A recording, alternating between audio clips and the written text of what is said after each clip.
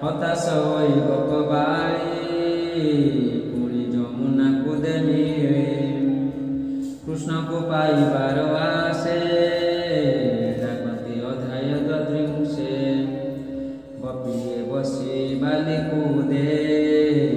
କାନ୍ଦନ୍ତି ଶୋକ ଗଦ ଗଦେ ଗୋପ୍ୟ ବାଜ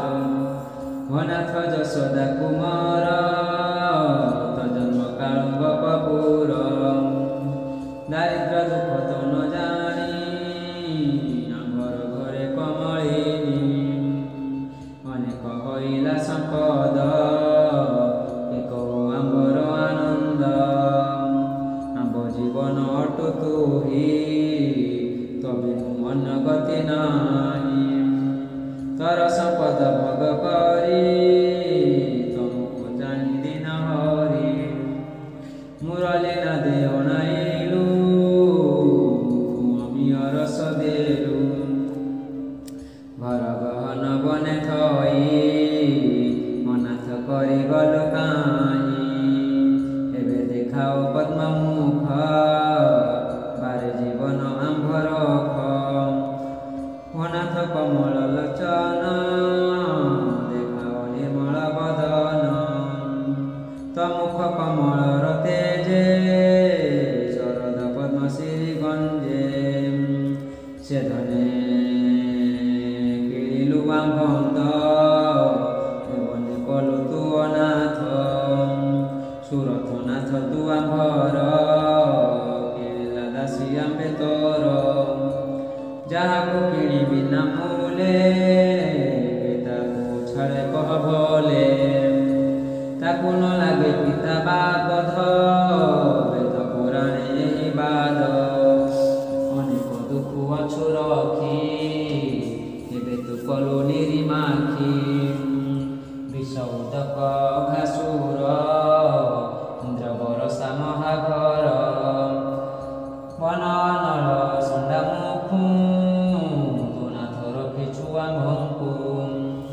ତୋର ପାଦ ଆସେ କରି ଜନ୍ମ ମରଣକୁ ନ ଡରି ତୁ ନହୁ ଯଶୋଦା କୁମାର ଜୀବନ ଅଟୁ ପ୍ରାଣୀଙ୍କର ସକଳ ଜନ୍ତୁ ହୃଦୟ ଥାଇ ଅନ୍ତର ଜାଣୁ ଭାବ ଗ୍ରାହୀ ତତେ ଚିନ୍ତିଲା ବେଦବର ନାସିଲୁ ଅବନୀର ଭାର ତେଣୁ ଯାଦବ କୁଳେ ଜାତ ତୋର ନାହିଁ ଆଦି ଅନ୍ତ ଭପୁଷ୍ଟି ବଂଶ ଚୂଡ଼ାମଣି ଆମ୍ଭର ଶିରେ ଦିଅ ପାଣି ତୋର କର ବ୍ରହ୍ମରାଶି ଶରଣ ଜନ ଭୟ ନାଶୀ ପଦ୍ମହୁମତି ସୁକୁମାର କମଳା ବଢ଼ି ଅଛି ବର ତୋର ପଦ୍ମପାଦ ଦୁଇ ପଛେ ଥାଇ ପ୍ରଣତ ଦେଇ ପାପ ନାଶ ଜଳଧିତ ନୟା ନିବାସ ସହସ୍ର ଫଣା କାଳିଅର ସୁନ୍ଦର କଲା ଯେ ପୟର ଆମ୍ଭର କୁଚେ ତା ଲଗାଅ କାମ ନଳ ତୁଲି ଭାଅ ତୋର ମଧୁର ବଚନ ଦେବାବନ୍ତୀ ମୁନିଜନ ଆମ୍ଭେ ତୋର ପରିବାରୀ ମୂର୍ଚ୍ଛିତ ହୋଇଲୁ ମୁରାରୀ ତୋର ଧରୁ ସୁଧା ଦେଇ ଜୀବନ ରଖ ଭାବଗ୍ରାହୀ ତୋର ଚରିତ ସୁଧା ବାରି କବିଏ ଯାହା ଗାନ କରି ଜନ୍ମ ମରଣ ତାପନାଶେ ଦୁରିତ ମାନ ଦେଉ ଧ୍ୱଂସେ ମଙ୍ଗଳ করে স্তুতি পথে যে তাহা বিচারে জগতে গুণই হয় উন্নমতা সে নর নিশ্চয় বড় দাতা তদর হসিত বদন কমল মধুর বচন ধ্যান মঙ্গল বিহার একান্ত কথা হৃদহার কপট প্রায় তোর রীতি আম্ভর মনয়ে দহন্তি তু নাথ গরুঙ্কর মেলে কাননে যাও যেতে বেড়ে কমল পাদ পদ্ম চাহি আম্ভর হৃদয় দই কণ্টা পাষণ তৃণ লাগি নখ ଭାଗି ଯେବେ ଲୋଚନେ ଦେଖୁ ତାହା ତେବେ ସେ ସ୍ଥିର ହଏ ହିଆ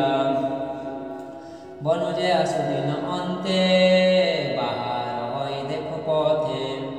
କପଳେ କୁଟିଳ କୁନ୍ତଳ ଦେନ ବହି ବନମାଳ ଗରଜ ଦେଖି ତର ଦେହେ ଆମ୍ଭ ଜୀବନ କାମ ଦହେ ତର ଭୟ ପଦ୍ମପାଦ ଶରଣ ଜନକ ସମ୍ପଦ କମଳା ଦଣ୍ଡେ ନ ଛାଡ଼ଇ ଆପଦ କାଳେ ଯାହା ଧ୍ୟାଇ ଅନେକ ସୁଖ ପ୍ରସରଇ ରଖ ଆମକୁ ସ୍ତନେ ଦେଇ ସୁରତାପଣେ ବଳିଆର ସକ ବିନାଶ ପ୍ରାଣୀଙ୍କର ସୁସ୍ୱରେ ବେଣୁ ଯେ ଅଧରେ ଜନ୍ମ ମରଣ ତାପ ହରେ ତୁସେ ଅଧର ସୁଧାରସ ଦେଇ ଆମ୍ଭର ମନ ତୋଷ ଗରୁ ଚରାଇ ଯାଉଁ ବନେ ତତେ ନ ଦେଖିଲେ ନୟନେ ନିମେଷ ଯୁବ ପ୍ରାୟ ମଣୁ ଗୁରୁ ଗରବ ପୁନ ଗଣୁ ତୁ ଯେତେବେଳେ ଗୋପେ ପଶୁ ପଥେ ମୁରଲି ନାଦ ଘସୁ କୁଟିଳ କୁନ୍ତଳ ବଦନ ଦେଖି ନ ଚଳଇ ନୟନ ପତିତ ନୟ ବନ୍ଧୁ ଭାଇ ଆମ୍ଭେ ଛାଡ଼ିଲୁ ତୋର ପାଇଁ ସୁସ୍ୱରେ ବାହୁ ବେଣୁ ଗୀତ ଆମ୍ଭେ ହଇଲୁ ମୂର୍ଚ୍ଛିତ ରାତେ ଆଣିଲୁ ଘର ବନେ ଆମ୍ଭଙ୍କୁ ତେଜିଲୁ ପେଶନେ ଏଡ଼େ ଦୟତ ଶରୀର ବିଶ୍ୱାସ ନାଶିଲୁ ଆମ୍ଭର ଶୁଣିତ ଏକାନ୍ତ ବଚନ ହୃଦୟ ଦହଇ ମଦନ ଅପହାସ ମୁଖ ଦେଖି ପିଛାଡ଼ି ନ ପାରୁ ଆଖି ତୋହର ଶ୍ରୀମୁଖ ନାଇଁ ଆମ୍ଭର ମନ ନ ରହି ଆମ୍ଭ ଆରତ ମୁଣ୍ଡିବାରେ ତୋହର ଜନ୍ମ ଗୋପପୁରେ ମଙ୍ଗଳ କରଇ ସଂସାର ହେଳେ ଗଞ୍ଜଇ ତମ ଘର ତ ପାଦୁ ମନ ଗତି ନାହିଁ ନିରାଶନ କର ଗୋସାଇଁ ଜୀବନ ପାଦ ଆମ୍ଭେ ଧରି স্তনে ন চাপু গোপনারি গর্ভস্থ স্তন যে আম্ভরি হ্রাস করিব বলি ডরি সে পাদ ঘানি তৃণাপুরে যেতে বুলিলু কুঞ্জ ঘরে নপুণ ক্ষেত হয়ে পাদ মনরে নলব বিষাদ তহর দাস জগন্নাথ সে পাদে লক্ষ গোপীনাথ বুড়িলি ঘর ভব জলে উদরি তু অনেক কূলে ইতি শ্রীমদ্ভাগবতে মহাপুরাণ পরমহংস সংহিতাং দশম স্কন্ধে রাস ক্रीडायां गोपी गीतम नाम त्रयात्रिंशोऽध्याय गोपीका आर्तवाणी शुणी सदय मिली नीलमणि सांत्वना कले गोपीगण 33 अध्याय वर्णन श्री शुकवाच कहति शुक महामुनि शुण राजल चूड़ामणि हेमंते बने गोपनारी कानन्ति कृष्ण नाम धरि जीवन कृष्ण पादे देई दिश आकाश नदी सोई शरण रक्षण गोपाल देखन्ति गोपी विकल भावकु निकट मुरारी गर्भ जे कले गोपनारी बने अनेक दुख देई तस हईले भावग्राही जे सने चंचल बिजुली गोपींक मध्य आसी मिली नील शरीर पीत बास मुख पंकजे मंदहास कंठे रंगई बनमाल सुंदर मदन गोपाल पूज विस्तारी नर हरि डाकंती आस गोपनारी गोपी चाहिए ता शुणी मधे विजय चक्र पाणी जीवन पाइले सकले गोपी उठिले काबेले पतंग नलको चाई जेने पड़ती बेग होई बन बेढ़िले मुरारी धन्य जीवन भजनारी अंगुली छंदंती के करे चरण गिरती भरे पणते बांधे मन माई आनंद देले हुळे केकु ପରେ ଲିଙ୍ଗନ କେ ମୁଖେ ଦିଅନ୍ତି ଚୁମ୍ବନ କେ ଗୋପୀ ଅଧରେ ଅଧର ତାମ୍ବୁଳ କରନ୍ତି ଆହାର କେ ଗୋପୀ ବେନି ପାଦ ତଳି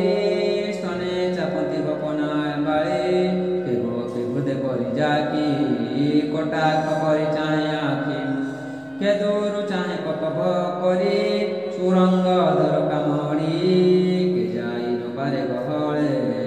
ଧୀରେ ଚାହିଁବେ ନିଡ଼ଳେ ଚକ୍ଷୁ ବୁଜିଲା ରସ ଭରେ ଗୋବିନ୍ଦ ଦେଖିଲା ଭିତରେ କୁଣ୍ଡାଳି ଖୋଲା ଲିଙ୍ଗନ ତାପ ଛାଡ଼ିଲା ଖେଦ ମନ କେ ରୂପ ଦେଖି ଚକ୍ଷୁ ବୁଜି ପୁଲକ କଲା ରମରାଜି ଆନନ୍ଦ ମନେ ଧ୍ୟାନ କଲା ଯୋଗୀଙ୍କ ପ୍ରାୟ ସେ ରହିଲା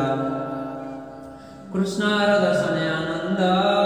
ଛାଡ଼ିଲେ ଚିନ୍ତା ମନ ଖେଦ ବ୍ରହ୍ମ ସମାଧି ଲଭି ଉଜ୍ଜୈନେ ନିଶ୍ଚଳ ହନ୍ତି ଜଗଧ୍ୟାନେ ତତ୍କ୍ଷଣେ ଉଠିଲେ ମୁରାରୀ ଆବରିଛନ୍ତି ବଜ୍ରନାରୀ ବ୍ରହ୍ମ ଦେଶନେ ଗୁଣବନ୍ତ ଅଧିକ ସ୍ୱଭାବ ଗୋପୀନାଥ ଗୋପୀଙ୍କ ଘେନି ବନମାଳି ଯମୁନା ବାଲିକୁ ଦେ ମିଳି କୁନ୍ଦ ମନ୍ଦାର ଫୁଲ ଗନ୍ଧ ବିକାଶ ବ୍ରହ୍ମର ସମ୍ପଦ ଶରଦ ଚନ୍ଦ୍ର ଜେନେ ଜଳି ନିର୍ମଳ ବିରାଜଇ ବାଜି କୃଷ୍ଣର ବାୟୁ ସଙ୍ଗ ତାପ ଛାଡ଼ିଲେ ଗୋପୀ ବୃନ୍ଦ ବ୍ରହ୍ମ ବିଚାରେ ଜ୍ଞାନ ପାଇ ଜେନେ ପଣ୍ଡିତ ଦୋଷ ହୋଇ ପାଲଟି ପାତିଲେ ବସନ କୃଷ୍ଣଙ୍କୁ ବସାଇ ଆସନ ତାହା ଯାହାଙ୍କୁ ହୃଦୟ ଯୋଗୀ ଜନେ ବସାନ୍ତି କଳ୍ପିତ ଆସନେ ଗୋପୀଙ୍କ ଭାବ ହୃଦୟ ଘେନି ମଧ୍ୟେ ବିଜୟ ଚକ୍ର ପାଣି ଅଶେଷ ବ୍ରହ୍ମାଣ୍ଡ ଠାକୁର ରୂପେ କି ଦେବା ପଟାନ୍ତର କୃଷ୍ଣ ବସାଇ ଗୋପୀ ଜନେ ଚାହାନ୍ତି କଟାକ୍ଷ ନୟନେ ହରିର ବେନି ଭୁଜ ଧରି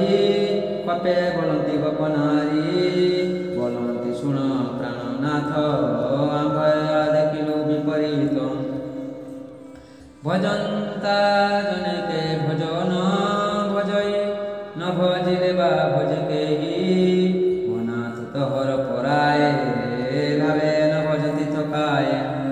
କେବେ ନିଭୁଜ କୂଳ ନ ଭଜନ୍ତି ଭନାଥ ଫେର ମନ ଭ୍ରାନ୍ତି ଶୁଣି ବୋଲନ୍ତି କୃଷ୍ଣ ହସି ବର ଯୁବତୀ ଆଶ୍ୱାସୀ ଶୁଣ ସକଳ ଗୋପନାରୀ ଯେ ଯାହା ଭାବେ ପ୍ରୀତି କରି ଏକ ଆରେକ ଉପକାରେ ଭଜନ୍ତି ସଂସାର ବ୍ୟବହାରେ ତହିଁ ସୁହୃଦ ଧର୍ମ ନାହିଁ ଭାବନ ଦେଖିଲେ ଛାଡ଼ଇ ଭାବନ ଦେଖିଲେ ଭଜଇ ତାତ ଜନେ ନିପ୍ରାୟ ହୋଇ ତାଙ୍କର ବୋଲି ବଡ଼ପଣ ସେ ପାଇ ବିଷ୍ଣୁର ଚରଣ ଥକେ ଭଜିଲେ ନ ଭଜନ୍ତି ଆତ୍ମ ବଡ଼ିମା ପ୍ରକାଶନ୍ତି ସେ ଗୁରୁ ଦ୍ରୋହ ପାପ ପାଇ ପ୍ରିୟ ବାତ୍ମାରାମ ସେହି ଶୁଣ ଗୁଆଳି ସାବଧାନେ ମତେ ଭଜନ୍ତି ଯେତେ ଜନେ ତାଙ୍କୁ ଭଜେ ଅବା ନାହିଁ ମତେ ସେ ଭକତ ଜାଣଇ ମତେ ଭକତି ଯେ କରନ୍ତି ହେମନ୍ତ ହଏ ତାଙ୍କ ମତି ଦରିଦ୍ର ଯେନେ ଧନ ପାଇ ପ୍ରାଣ ଅଧିକ ସମ୍ଭାଳଇ ପୁଣି ହରାଇ ସେହି ଧନ ବିଷାଦ ହଏ ତାର ମନ ପାଳଇ ଧନେ ମନ ଦେଇ ক্ষুধা কৃষ্ণাহীন লাগই পুনি প্রাপত হয়ে ধন আত্মার অধিক যতন তেসনে হই মোর লোকে ভকতি করুথান্তি থকে তুমি তেমন্ত প্রায় হই মহর পদে চিত দেই লোক ব্যবহার বেদ পথ ছাড়ি ভজিল অবিরত পছে মুথাই তুম্ভ তুলে ভকতি জানি লই বলে মতে ন কর তুমে রস মু তুম্ভ পুরাই বিয়াস তুমর ভাব মু জানই ছন্দ কুটিল মায়াময় অনেক কালে তুম্ভর সুঝি ন পারে উপকার মোর মায়ার সাঙ্কই ভাবে কাটিল গপবাই তুম্ভর জন্ম বন্ধ নাহি মতে জিল ভাব ପଦେ କତି ଯେ ଲଢ଼ନ୍ତି ସେ ମୋର ପଥ ଆବରନ୍ତି। ମୁଇଁ ଠାକୁର ତାହାଙ୍କର ସୁଜନ ଜନଙ୍କ ବ୍ୟବହାର। ଦାସ ଜଗନ୍ନାଥ ମୁଁ କୃଷ୍ଣ ସେବକର ଭୃତ୍ୟ। इति श्रीमद्भागवते महापुराणे परमहंस संहितां दशमस्कन्धे रासक्रीडायां गोपीशान्तनं नाम प्रातिंशोऽध्यायः। भीमस्यापि रणभङ्गो मुनेरपि मतिभ्रम यदि शुद्धम् अशुद्धं वा मम दशं विद्यते तदियं वस्तु गोविन्द तुभ्यमेव समर्पये तेन तद्कमले रतिं मे यशस्वास्तिमं पुण्यमिदं पुण्यनात् पुण्यमुदच्यते पुण्यस्य पुण्यमादाय पुण्यमेवावशिष्यते।